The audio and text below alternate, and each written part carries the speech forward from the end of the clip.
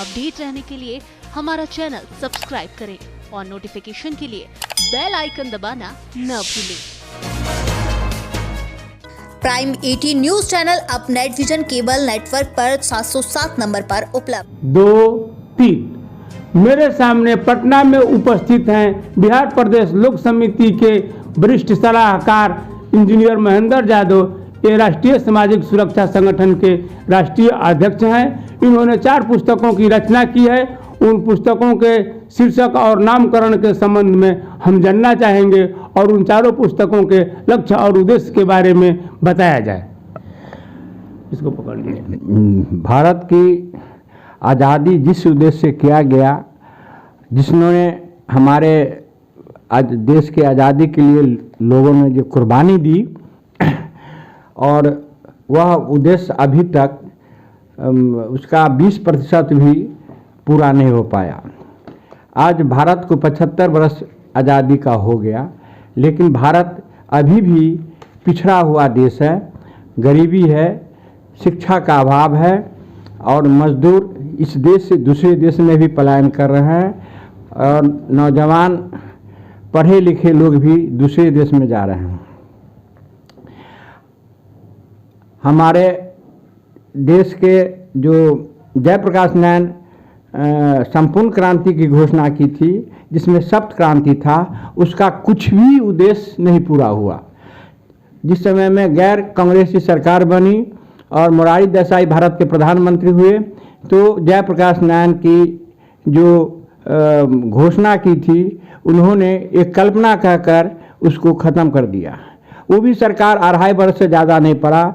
सत्ता लोलुप नेता ने 2.5 वर्ष में ही उस पार्टी को ख़त्म कर दी। यहाँ तक कि उनके शिष्य भी उनके बताए गए विचारों को मतलब स्थापना कर चुका, जबकि ये लोग अच्छे पद पर पदासीन था।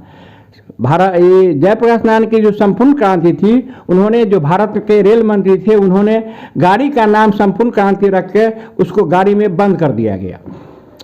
इस तरह से भारत की जो है सो कोई उत्थान नहीं हुआ। और भारत का तो गरीबी का मूल कारण है कि भारत की जनसंख्या बहुत ज़्यादा हो गई है। ये पूरे विश्व में क्षेत्रफल के हिसाब से भारत का 7वां पोजीशन है, जबकि जनसंख्या के में इसका दूसरा स्थान है।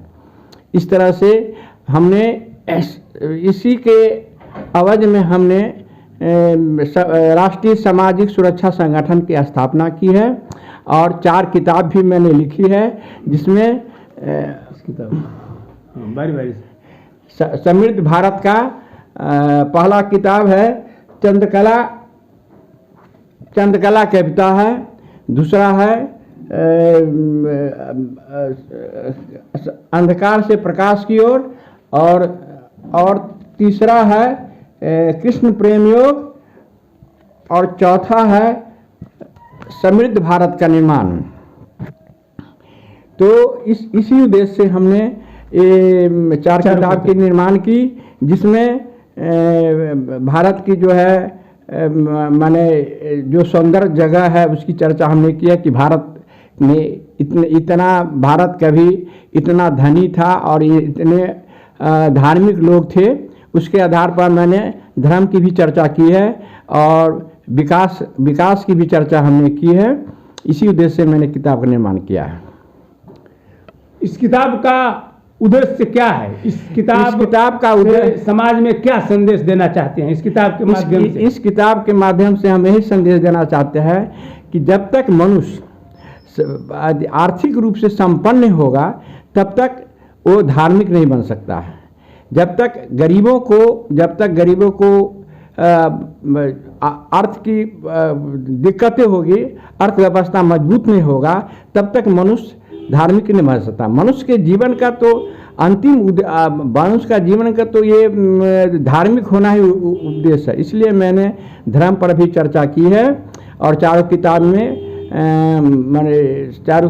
में हमने जो है विकास रस लिखी है कि भारत का विकास कैसे होगा, भारत कैसे समृद्ध होगा। फिर मनुष्य में नैतिक, जब तक विकास नहीं होगा तब तक नैतिक ऊंचाई नहीं आएगी और ना वो धार्मिक बन सकता है। बिना धर्म का तो जीवन का कोई अर्थ नहीं है, इसलिए मैंने लिखी है। लेकिन परंतु भारत के जो राजनेता हैं उन्होंने हमेशा अपना सारा जीवन आरोप प्रत्यारोप में ही व्यतीत कर रहे हैं। उसकी ऊर्जा एक दूसरे नेता के आरोप प्रत्यारोप में ही खत्म हो रही है। अभी तक भारत का दुर्भाग्य है कि संविधान का जो प्रमुख चीज़ है समान नागरिक संहिता और फिर उसके आधार पर जनसंख्या नियंत्रण का कानून अभी तक बना है। अभी तक कोई राजनेता या कोई सरकार अभी तक ध्यान नहीं दे रहा है, यह भारत का दुर्भाग्य है। एक पुस्तक है अंधकार से प्रकाश की ओर, इसके बारे में आप 2 शब्द में बताइए। अंधकार से प्रकाश में है कि हमारे जो बुद्ध पुरुष थे जिन्होंने सत्य की प्राप्ति की है, उन लोगों की जो दोहा है वो पढ़ के लोग इससे प्रेरणा ले कि मनुष्य के जीवन किस काम के लिए बना है, मनुष्य का जीवन में जो दुख है, कठिनाई है, तनाव है, अशांति है, कैसे दूर होगा, यही दिया हुआ है। चंद्रकला के विषय में भी आप बताइए। ये आपकी रचना जो कविता है, इसके पीछे क्या आपका रहस्य छिपा है? इसमें रहस्य है कि मनुष्य का भारत में कितने ये सौंदर्य है, भारत की सुंदरता क्या है और आदमी को कैसे जीना चाहिए। उसमें हमने विकास रस की बात की है कि भारत का विकास कैसे होगा, और तीसरा कि प्रकृति रस की चर्चा की है कि प्रकृति मनुष्य को प्रकृति में कैसे रहना चाहिए। प्रकृति से हमारा कितना हम प्रकृति से बहुत दूर हो गए हैं, प्रकृति के विरुद्ध में बहुत काम कर रहे हैं, इससे हमारी बहुत क्षति हो रही है, नुकसान हो रहा है और हमारा स्वास्थ्य जो बिगड़ता है और मानसिक स्थिति भी बिगड़ती जा रही है। और दूसरा हमने सद्धर्म रस की चर्चा की है। सद्धर्म का मतलब है जो सच्चा धर्म क्या है, जीवन में सच्चा धर्म को उतारने का कोशिश करें। और भारत में ज़्यादा नकली धर्म चल रहा है, ये कर्म कांड पर लोग ज़्यादा ध्यान दे रहे हैं, मंदिर की तरफ लोग दौड़ रहे हैं, जबकि सद्धर्म हमें बताता है कि भीतर की स्वच्छता कैसे हो, भीतर आदमी स्वच्छ कैसे बने, भीतर से आदमी कैसे धार्मिक है, हम भीतर की ओर ध्यान दें, तभी हमारे जीवन सुंदर और सुदृढ़ होगा। कृष्ण प्रेम के बारे में 2 शब्द बोलिए। कृष्ण प्रेम के बारे में मैं यह कृष्ण प्रेम योग के बारे में यही कहूँगा कि मनुष्य को जीवन में प्रेम कैसे होगा। ये प्रेम की बात नहीं कर रहा हूँ कि जो मनुष्य का जीवन में जो आम लोगों की प्रेम दिखाई दे रहा है वो मोह है, और मोह दुख का कारण है। जब तक मोह से निवृत्ति नहीं होगा तब तक आदमी प्रेम में नहीं उतर सकता। प्रेम का मतलब है कि आप भीतर में हृदय में प्रेम होना चाहिए। वो प्रेम सिर्फ पत्नी धन संपत्ति से नहीं, वो प्रेम सादा मनुष्य जात से जीव जंतु से भी होना चाहिए। जबकि मनुष्य जो है सो अपना प्रेम जो है सो जिसको जो मोह है उसको प्रेम कहता है। मोह का मतलब हुआ कि सिर्फ उसकी इच्छा रहती है हमारी पत्नी बेटा और धन, इस सब के जो मोह है उससे दुख पीड़ा आदमी को पहुंचता है, और मनुष्य का दुख पीड़ा का मूल कारण है कि मोह है। इसलिए प्रेम हृदय में होता है। विचार जब तक मन शांत नहीं होगा, जब तक हम सांसारिक तरफ से मन को नहीं तोड़ेंगे, तब तक हम मतलब प्रेम में नहीं उतर सकते हैं। ये प्रेम कृष्ण में था, जो कृष्ण ने दिखाई दिया, उसके हम लोगों को उससे सीखना चाहिए कि प्रेम क्या होता है। ठीक, श्रीमान अपना नाम और परिचय बताइए।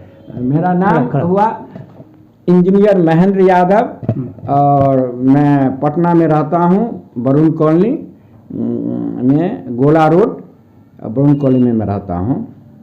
ऐसे मेरा घर गांव जो है सो मेरा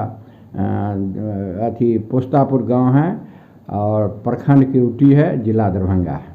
बहुत बहुत धन्यवाद, आपने प्राइम न्यूज़ के समक्ष आपने इंटरव्यू दिया, इसके लिए आपका बहुत बहुत